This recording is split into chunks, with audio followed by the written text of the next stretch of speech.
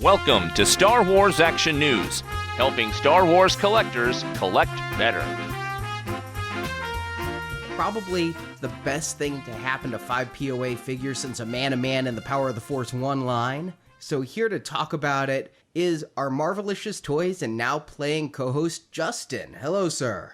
Hey guys, how you doing? Doing great. Now, you posted something to our Facebook page that blew the hell up a couple weeks ago and just has everybody in awe. It's vintage cardbacks for the 5 POA Force Awakens figures. Yeah, I thought what a great place to share something I've been working on, and holy cow, I didn't realize that everybody and their mom would be seeing this. Just kind of gave us a little show of how Facebook can work when people start sharing things and it goes all over the place. It's kind of a neat little experience. What gave you the inspiration and how much work was it to do all of these custom cardbacks for the figs? Well, the inspiration kind of came from when I started seeing all these things hitting the shelves, and I'm like, those are kind of neat, but if you listen to Marvelicious Toys, you know I am an articulation snob. I've kind of dropped a lot of even the Marvel 3 3/4 inch figures from my collection because the articulation there really wasn't up to my standards. So as a longtime Star Wars collector, I watched them do the same thing, but much quicker. On the Marvel side, it was like, this figure doesn't have knees or ankles. And eventually, they got down to it. But on Star Wars, it was like, here's 24 points of articulation. Now here's 5. Deal with it. It was like, but anyway, I guess I wasn't really paying too much attention to those figures. I'd look at them here and there, but they really didn't have too much draw for me. But then it hit me. I was like, when I was a kid, my figures only had 5 POA. And part of what I loved as a kid was sitting there staring at those figures and the images on that card and pretending that I could do whatever I wanted with them. So I thought, well, maybe I'll get a couple of these and I'll just throw a few, images on a vintage style card and just have that as my Force Awakens collection. Well, kind of got away from me. After I started doing one, there was another one and another one. Before you know, I'm back at the store buying figures I'd never even thought I would own, But the funnest part of this was I've seen other people do these. This isn't a original idea by any means. Other customizers have been doing Force Awakens vintage cards as well. But I wanted to do something different. Most of the ones I've seen, they've taken, maybe like the Jedi or Empire single track logo that's still silver and plopped the Force Awakens logo at the top. I wanted to incorporate all that into my front design and kind of give it a fresh feel of what if Force Awakens came out in 1986? Just like the saga kept rolling. So they wanted to update the cards again. So that's kind of where my design came from. And it is really awesome. When you first showed these to me, which was about a week before you posted them, the cardbacks were so impressive and awe-inspiring that I thought the figures on them looked better. And I'm like, how did you customize those figures and the cardbacks?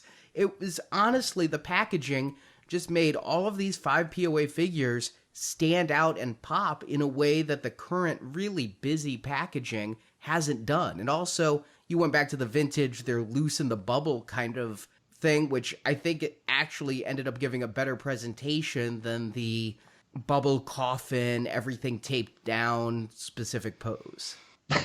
Definitely. And not to take anything away from the good folks and designers at Hasbro who have the job of creating these cards, because the artwork on the existing cards is awesome. But like you said, it's overly busy and it doesn't do the figure itself any favors. It just kind of becomes a blur of imagery on the shelves.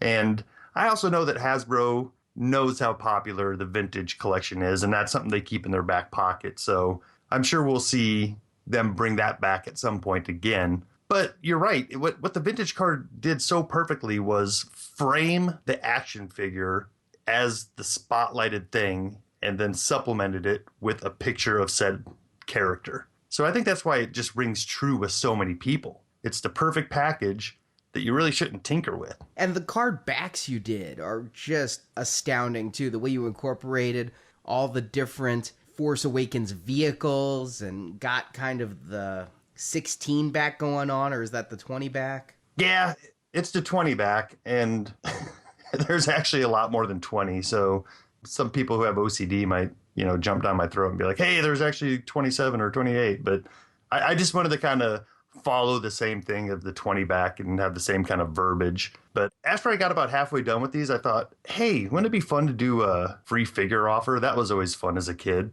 to see that little sticker and be like, ooh, who's this coming out?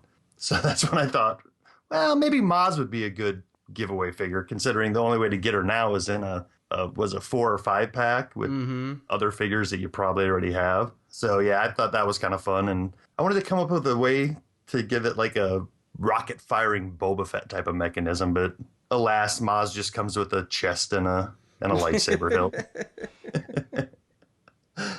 But yeah, ever since I've been doing this, I've kind of kept going. I wanted to finish out this line. So there's new designs that I'll probably be posting here pretty soon you can probably look at the ones that are out there and figure out what they are. But like, Elo Asti and Captain Athano and Tasu Leech, some of those background characters that have not a lot of screen time. And it's actually kind of difficult to find a good clean shot of some of these guys to make a card back for. I take it you'll never be able to do a Constable Zuvio then.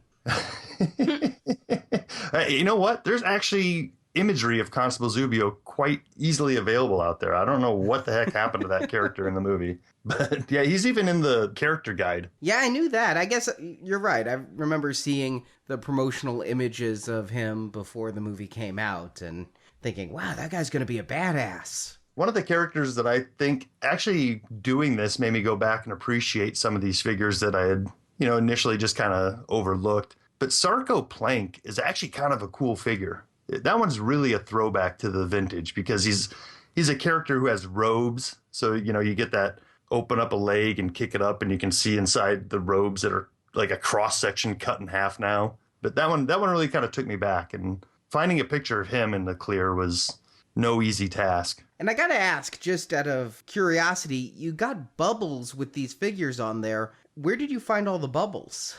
That is a task. I don't know if you remember this, but years and years ago, when the vintage collection was the modern vintage collection was kind of just getting its start, I looked at what they had and I was like, ooh, I want to finish out the original 20 that came on Star Wars, double long play logo cards. And at that point, there was no R5D4, Death Star Gunner, and figures like that. So I went and made reproductions of those and then also customized the figures at that time if they needed to be made. So that was kind of where I started doing this and putting figures on cards with bubbles. And back then, there was 2 or 3 or maybe 4 places where you could order repo bubbles. And nowadays, I found one person who has them, and his stock is very, very limited. But he's been very responsive about getting bubbles out to me as I ask for them. So nice.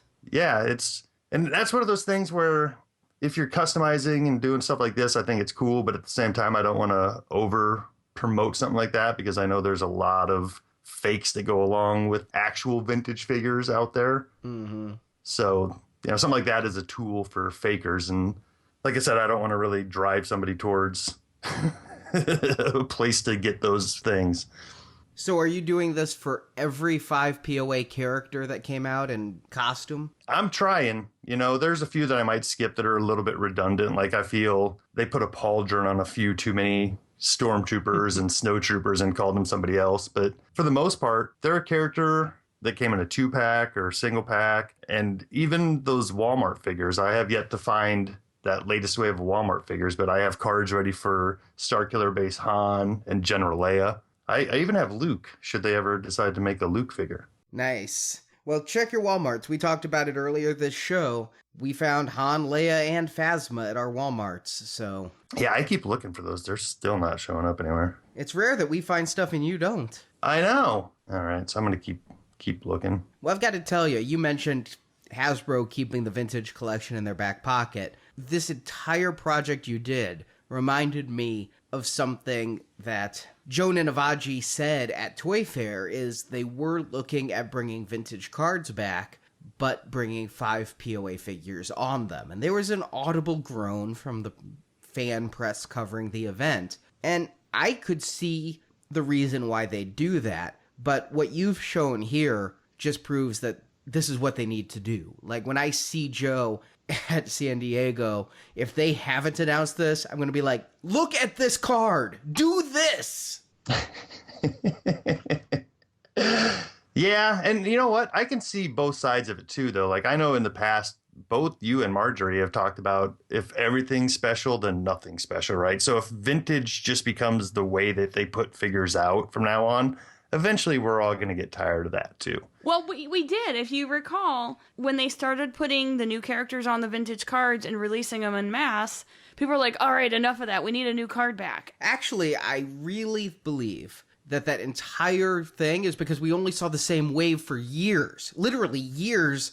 Wave 1 was on the Toys R Us pegs. I don't know that I got tired of the card back as so much as I got tired of seeing the same wave of figures never change. But I agree with you, Justin. That said, I think the way you've showcased the 5POA figures is simply better than what they've done. And like you say, no disrespect to the Hasbro guys, and maybe because the 5POA figures are marketed at kids, the more hectic, chaotic, colorful, eye-grabbing card is what kids would look for versus a more muted black card. But as far as collectors go, I know that I would be very proud to display these 5POA figures on card in this kind of packaging. And in the other, it's like, it kind of reminds me of that 30th anniversary one they did. Those were kind of busy cards too. Yeah, definitely. And, you know, the graphic designer in me actually kind of enjoys seeing the different packaging styles that they come up with from year to year.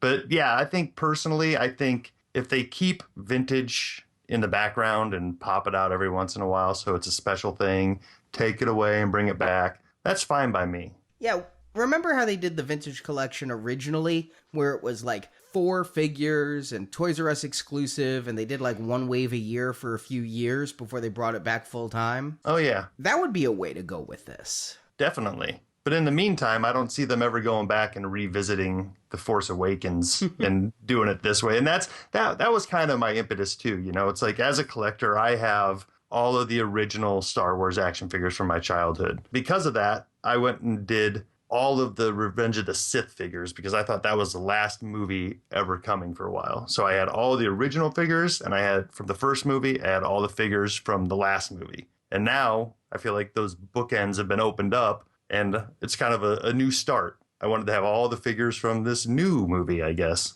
just to feel like I'm not a completionist, but I have some weird completionist tendencies. So that's kind of what bore this project out. Well, thank you for sharing it with us. People who want to see more can go to your website, justcozy.com. That's with a K, JUSTKOZY.com. You've got full galleries there, as well as your viral Marvel NFL helmets. And we'll be talking to you next week on Marvelicious Toys at marvelicioustoys.com. Yeah, thanks for having me, guys. It's always fun to pop over to the Star Wars side. Thanks for watching this video. You can see full episodes of Star Wars Action News with more collecting news and reviews at swactionnews.com. We also have thousands of toy and collectible photos in our photo gallery. If you enjoyed this video, please subscribe to our YouTube channel. May the pegs be stocked and the Force be with you.